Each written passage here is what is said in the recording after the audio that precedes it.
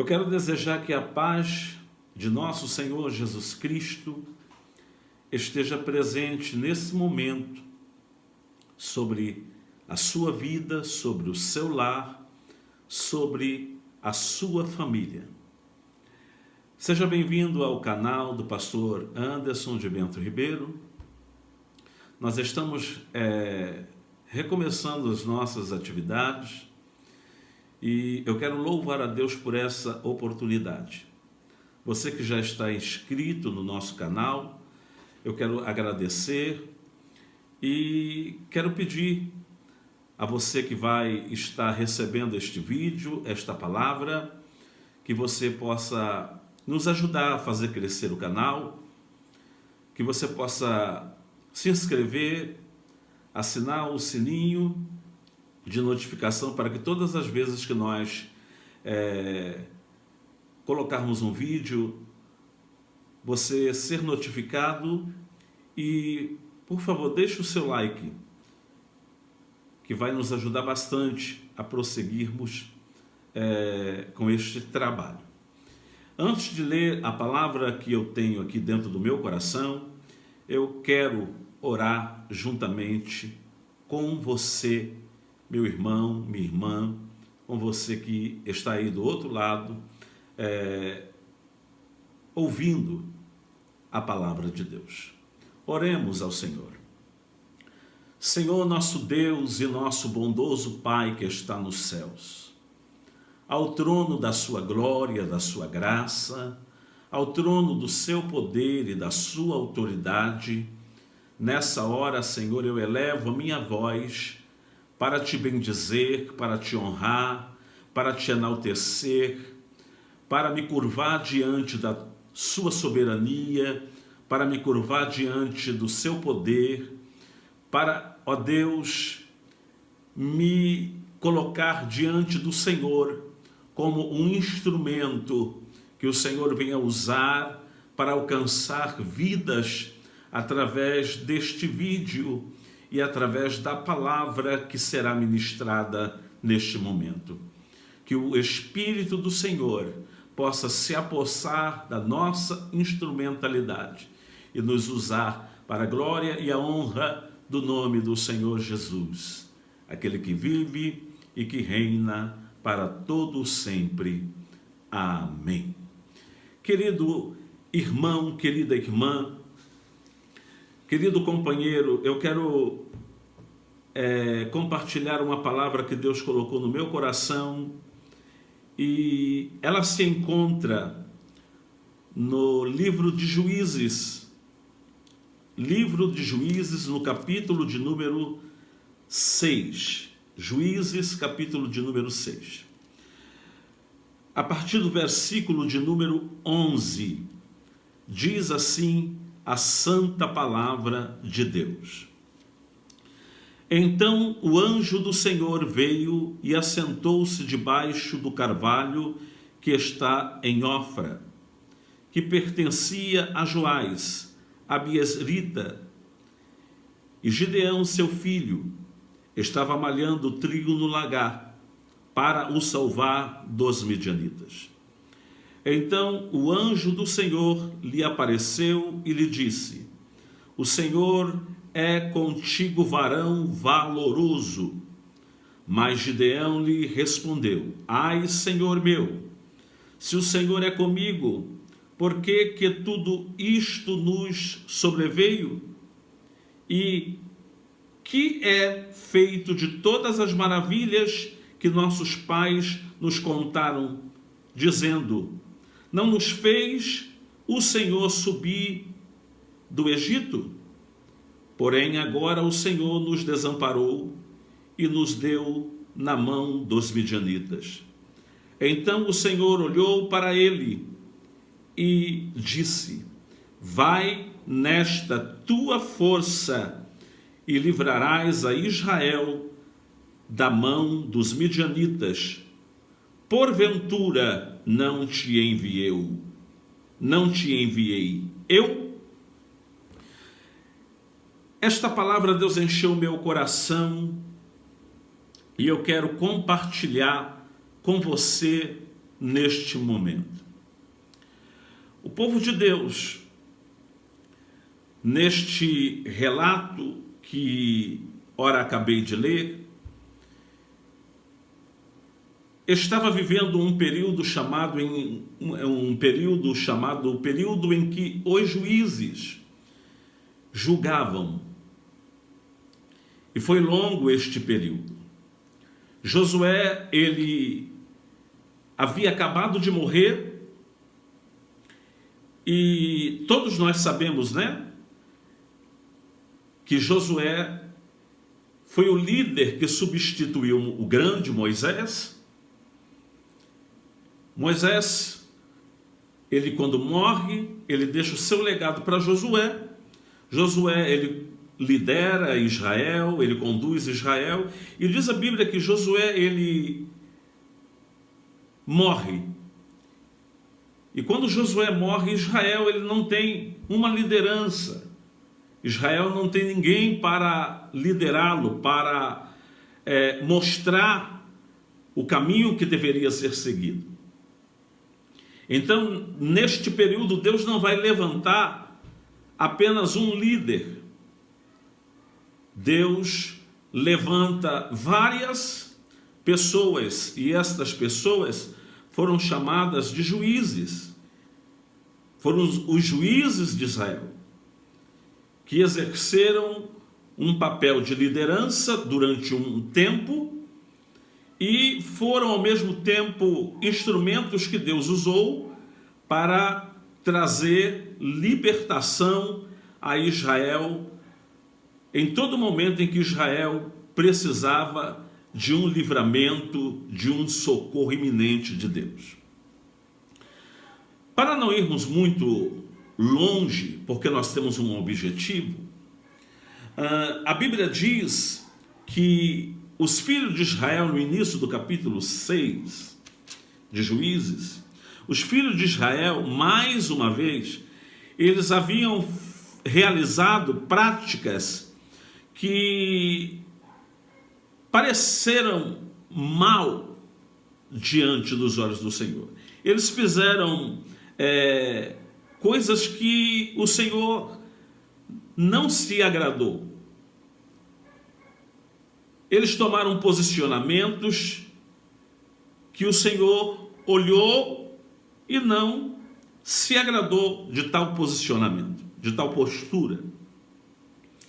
E todas as vezes que o povo de Israel, ele se desviava do caminho, se desviava dos preceitos, dos mandamentos, das ordenanças do nosso Deus, Deus, ele sempre encontrou uma forma de punir o seu povo. E esta punição servia para que Israel pudesse atentar de que algo estava errado, e quando Israel atentasse, parasse para refletir o porquê que tal coisa lhes estava sucedendo, eles pudessem se voltar para o Senhor. E Deus, ele, para castigar Israel, quando Israel errava, quando Israel se desviava, ele sempre usava uma nação ímpia, uma nação pagã. E não é diferente no capítulo 6 de Juízes. Israel, ele faz aquilo que diante do Senhor parecia mal. E o Senhor, então, permite que um povo chamado de midianitas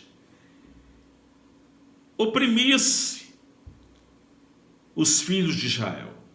Os amalequitas e os midianitas e os amalequitas, eles oprimiram Israel com a permissão de Deus, de maneira que Israel não tinha mais domínio sobre tudo aquilo que tinha. Deixa eu deixar aqui um exemplo bem rápido do que acontecia nesta ocasião. Por exemplo, Israel plantava, Israel preparava a terra, Israel semeava na terra, Israel regava a semente. A terra era boa porque era abençoada por Deus. A terra produzia. Só que quando todo o trabalho que Israel havia realizado estava pronto para ser desfrutado, Deus permitia que os amalequitas, os midianitas, eles viessem em um número tão grande que a Bíblia diz que eram tantos como uma nuvem de gafanhotos. E eles vinham e saqueavam, eles vinham e tiravam de Israel tudo aquilo que Israel havia conseguido produzir, de maneira que não ficava nada, irmãos. Eles levavam tudo, eles saqueavam tudo, e Israel fugia. Israel não tinha a disposição de combater com eles, Israel recuava e ficava vendo de longe todo o seu trabalho ser levado pelos amalequitas e pelos midianitas. E isto não foi durante 1 ano, nem 2 anos, nem 3 anos. A Bíblia fala que um homem entre Israel, ele tomou uma posição diante do fato. Esse homem chama-se Gideão. Quando ele se deu conta de tudo o que acontecia com ele, com os seus vizinhos, com seus compatriotas, ele tomou uma decisão de não permitir que o seu trigo, que o trigo da sua família, que o trigo que era cultivado pela família, de um modo geral, fosse levado, fosse roubado pelo inimigo. Então ele pega e faz uma estratégia, monta uma estratégia. Ele pega o trigo, ele leva para o alto de um lugar chamado lagar. E no lagar, Gideão, ele guarda o seu trigo. E no lagar, Gideão, ele malha o trigo. Ele prepara o trigo, ele debulha o trigo. E desta forma, Gideão, ele consegue manter em sua posse aquilo que era seu, aquilo que era da sua casa, aquilo que era da sua família. Eu quero falar nesta oportunidade, muito rápido, sobre a questão, irmãos, do posicionamento, sobre a questão do propósito. Quando nós tomamos uma posição, quando nós colocamos dentro do nosso coração um propósito, quando nós nos colocamos disponíveis para atender aquilo que Deus coloca dentro do nosso coração, no propósito de que nós tenhamos guardado, de forma que o inimigo não venha roubar aquilo que é nosso, aquilo que Deus nos deu, aquilo que nós conquistamos com esforço, com renúncia, com oração. Quando nós nos posicionamos, tem resposta de Deus, querido. Enquanto nós estamos de braços cruzados, somente observando, somente vendo as coisas ruins nos sucederem, o inimigo vir e saquear a nossa casa, a nossa família, os nossos bens, a nossa paz, a nossa alegria, a nossa saúde, enquanto nós ficamos só observando, Deus não tomará nenhuma atitude em o nosso favor. Agora, a partir do momento em que nós nos posicionarmos, a partir do momento em que nós nos levantarmos, a partir do momento em que nós tomarmos uma posição diante de Deus, ainda que esta posição, ainda que esta atitude venha cobrar de nós um esforço grande, Deus, ele vai entrar e vai trabalhar em o nosso favor. Creia nisso. Foi isso que aconteceu com Gideão. O lagar é um lugar, e eu não tenho tempo aqui para poder descrever, talvez em outro vídeo, para não ficar muito longo. O lagar não era um lugar de malhar trigo. O lagar era um lugar de preparar a uva para que ela fosse pisada naquele tempo antigo, para que o vinho pudesse ser confeccionado, feito. Então o lagar não era lugar de malhar o trigo. O trigo, ele era malhado num lugar chamado eira. A eira era um lugar próprio para se malhar, para se debulhar o trigo. Malhando o trigo numa eira, para você ter uma noção, os benefícios que estariam à disposição daquele que trabalhasse para fazê-lo eram grandes. Por um exemplo, teria o vento a favor para levar as palhas, teria um lugar mais amplo e não apertado, e teria a luz do sol para não deixar que se perdesse os grãos através da umidade. Então, só para você ver os benefícios de uma eira. Porém, Gideão havia proposto no seu coração que nenhum grão seria levado pelos inimigos. Então ele pega tudo aquilo que ele consegue colher e ele leva para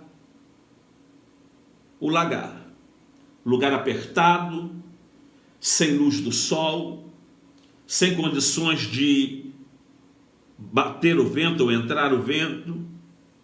Eu quero conjecturar que Gideão, dentro do lagar e não na eira, ele tinha um esforço 10 vezes mais, se não mais que isso. Ele se cansava 10 vezes mais, porque ele estava num lugar que não era apropriado para fazer aquele serviço, para realizar aquela obra. Porém, ele não olha para o esforço, para a fadiga. O propósito de Gideão era que aquilo que ele havia trabalhado para obter não fosse levado pelo inimigo. E quando Deus olha do alto, aleluia, a atitude de Gideão, Deus olha e entre Israel, Deus não vê ninguém fazer nada. Deus só vê os braços se cruzarem, Deus só vê o povo observar o inimigo levar tudo. Mas Gideão, ele toma uma atitude, ele se levanta, ele faz algo, e o que Gideão fez chamou a atenção de Deus. Então é nesse período que Deus vai e levanta Gideão, que vai ser também um dos juízes que por um tempo recebe a unção de Deus para livrar Israel durante um período de tempo da mão dos midianitas e dos amalequitas. Deus, ele se manifesta, ele se revela a Gideão e diz: homem valoroso, o Senhor é contigo. O Senhor é contigo, homem, varão valoroso.